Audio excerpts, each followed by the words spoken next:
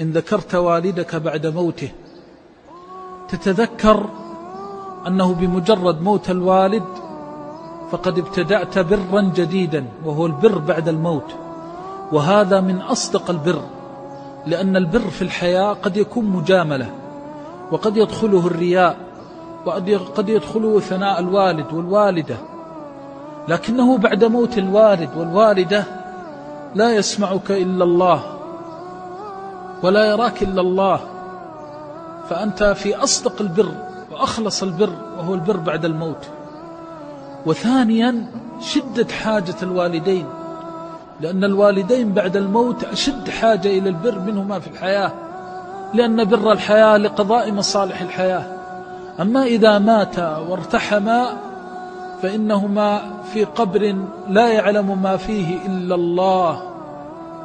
فالرحمة الواحدة منك والدعوة أن الله يرحمهما تساوي شيئا كثيرا. وكم من أب في ظلمة قبر نورها الله بفضله ثم بدعاء ابنه له،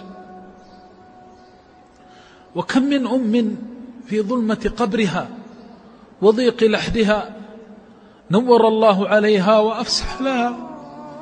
بفضله ثم ببر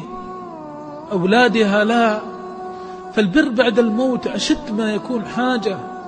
والداك بحاجة إليك الآن، ولو كانا صالحين فإنك تسأل الله أن يزيدهما وأن يفسح لهما في قبريهما وأن ينور لهما، فتذكر أنهما أحوج ما يكونان إليك في مثل هذه الساعة. البر بعد الموت بر حاجة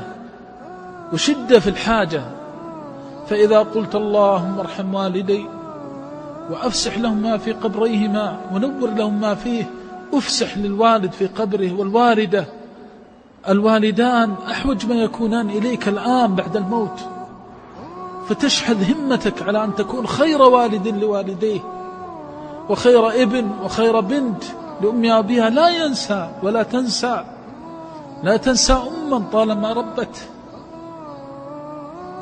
وأحسنت، فيوضع بين يديك الطعام فترى جميل الطعام فتذكر أما طالما قدمت إليك،